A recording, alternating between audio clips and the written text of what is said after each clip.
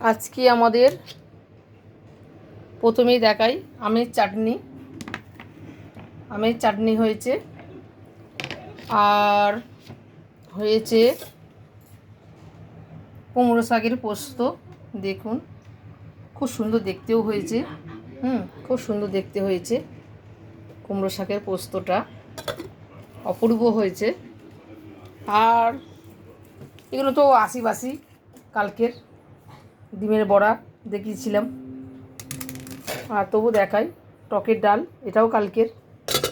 আর হয়েছে ভাতটা গরম, এই যে ভাত হয়েছে আজ, আর কিছু নেই। এটা শিঙি মাছের ঝোল, আমার ছোট ছেলে খুব ভালোবাসে। শিঙি মাছের ঝোল অল্প করে করেছি। আজ এইটুকুনি। ভালো লাগলে লাইক করবেন।